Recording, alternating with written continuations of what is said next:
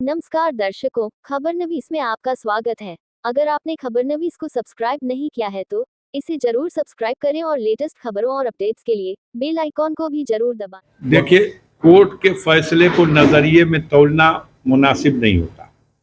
Court का एक फैसला है, मैंने अभी पढ़ा नहीं, देखूंगा।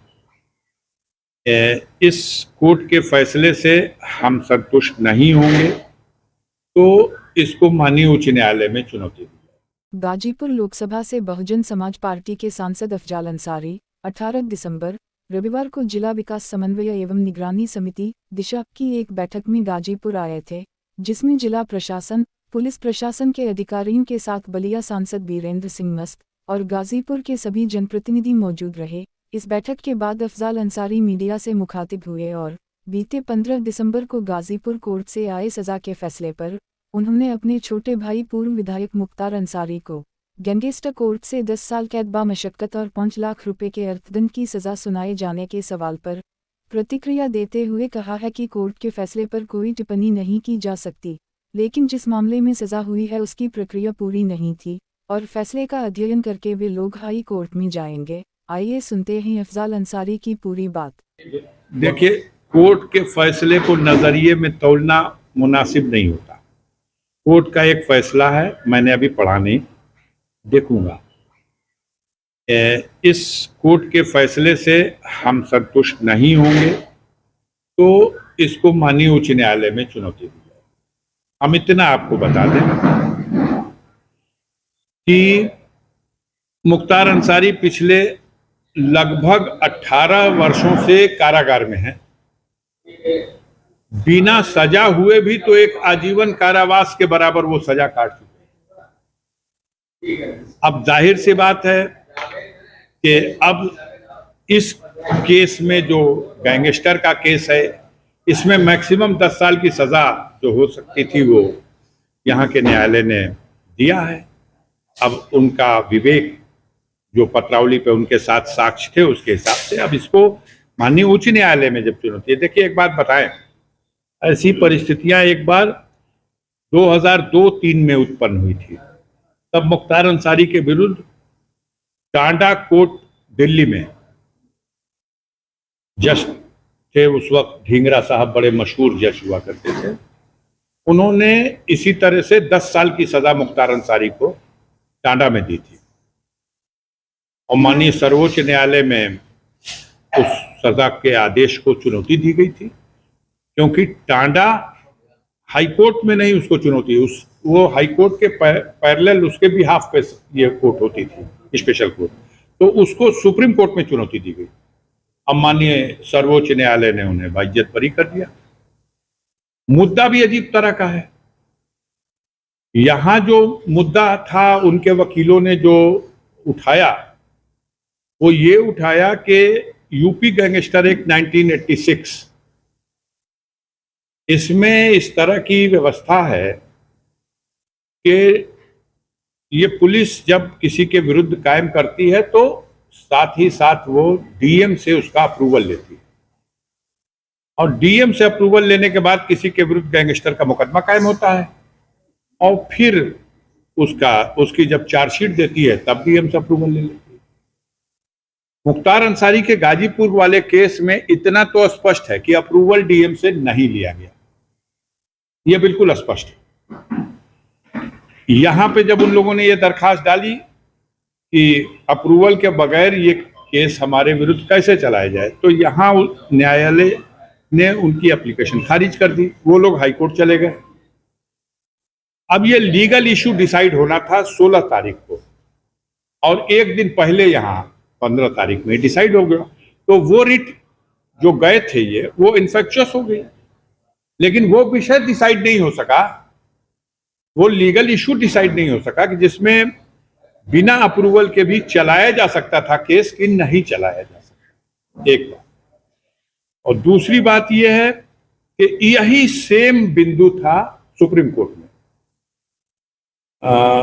इन्होंने भी जो ढींगरा साहब ने जो सजा दी थी 10 साल की, उसमें एक ही विषय चैलेंज हुआ था सुप्रीम कोर्ट में कि मुख्तार अंसारी के विरुद्ध टांडा के मुकदमे में कमिश्नर दिल्ली ने अप्रूवल नहीं दिया है और माननीय सर्वोच्च न्यायालय ने उनकी अपील को स्वीकार कर लिया था और जो सजा का आदेश था उसको समाप्त कर दिया था। क्या फैसला सुनाने में कोर्ट को जल्दीबाजी थी? अब ये कोर्ट पे सब कोई मतलब न्यायिक मामलों में इतना नहीं बोला जा सकता। जल्दीबाजी थी, वो लोग मांग रहे थे कि हमको समय दे दीजिए, उनको भी पता था कि 16 को वहां डिसाइड हो जाएगा। अब उसके बाद भी वो चूंकि पहले से तय कर चुके थे कि हम 15 को देंगे, 15 को दे दिए। एक फैसला तो आ गया और वो फैसला उनके सजा का आ गया। अब बाकी उस फैसले के आधार पर बहुत सा फैसला तो हमारे मीडिया के साथियों ने इसको जिस तरह से प्रचारित किया वो अपने आप में एक अजीब बात थी। देश में बहुत से ऐसी कार्रवाइयां हो रही हैं, गाजीपुर में भी बहुत से केस ट्रायल हो रहे हैं, लेकिन स्पेशली मुख्तार अंसारी के मामले को जो हाईलाइट किया गया तो उसको मुझे ये लगता है कि कहीं ना कहीं इसमें राजनीतिक कारण भी मामले को हाईलाइट करने के लिए है। तमाम बयानात आए और लोगों ने उसके लिए खुशी मनाई, वो सब ठीक है। चलिए, मुकदमे हैं और मुकदमे जब न्यायालय में, हमें बस इतना संतुष्ट है कि किसी के विरुद्ध जब आरोप हो तो उस आरोप का परीक्षण न्यायालय में हो और न्याय के मार्ग पर जो उचित हो उसके हिसाब से उसका निस्तारण हो। लेकिन इस देश में वो लोग खुशी मना रहे हैं जिनको इस व्यवस्था पे विश्वास नहीं। अब गुड्डू भाई के ऊपर मुकदमा कायम हो जाए दंगा करने का, फसाद करने का, अब गुड्डू भाई अपने मुकदमे का विचारण कोर्ट में नहीं कराएंगे और अफजाल अंसारी पे मुकदमा कायम हो जाए तो डे बाय डे करा देंगे। ये सब जनता भी तो देख रही है, उसको भी तो लग रहा है कि कुछ अधिक हो रहा है, इफरात हो रहा है। देखा जाएगा। अभी तो जो एक बात है कि एक कोर्ट का निर्णय आया है और न्यायिक प्रक्रिया है, उसमें कोई टीका टिप्पणी का अवसर नहीं। अगर आपको वो फैसला अच्छा नहीं लगता है, उसमें जो विसंगतियां हैं, उसमें जो कमी है, उसको आधार बना के आप ऊपर के न्यायालय में जाइए। आप उस पर टीका टिप्पणी कैसे करेंगे? आपके वकील साहब ने बताया था कि 4 मुकदमे थे जिसमें सब में वो बरी हो गए थे, फिर उसको आगे बढ़ाया गया। देखिए, गैंगस्टर अपने आप में पैरों पर खड़ा होने वाला कोई अपराध नहीं है, ये किसी दूसरे पैर पे खड़ा होता है।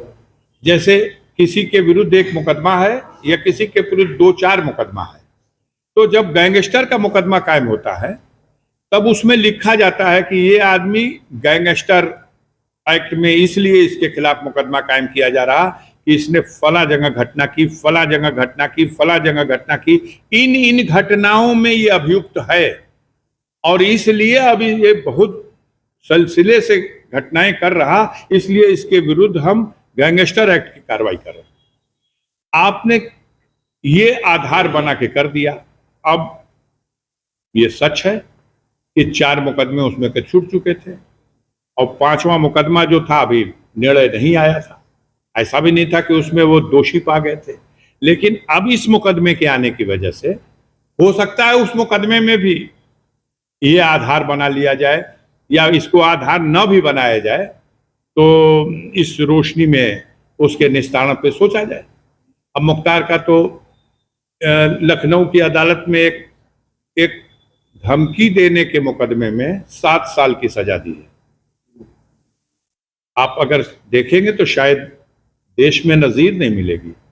506 के मुकदमे में 7 साल की सजा। उसके बाद एक और कोई उस जगह था, हाँ, एक गैंगस्टर का और मुकदमा था, वो छूट गया था, तो उसमें अपील में उनको 5 साल की सजा, और एक और कोई कुछ था तो उसमें उनको 3 साल की सजा। तो अब बहुत से लोग परेशान हैं, हम लोगों को भी पकड़ के सड़क पे कह रहे हैं लोग, भैया ये तो 7 साल, अब 5 12 साल, अब 3 18 साल, 10 28 साल। हमने कहा नहीं, ये मुकदमों के सजा और ट्रायल का ये सिस्टम नहीं है। ये सारी सजाएं सब जिस दिन अनाउंस हो गया उस दिन से ही काउंट होने लगती है और उसमें ये भी काउंट किया जाता है कि इस मुकदमे में कितने दिन पहले वो रह चुका है, उसको भी काउंट कर लिया जाता है।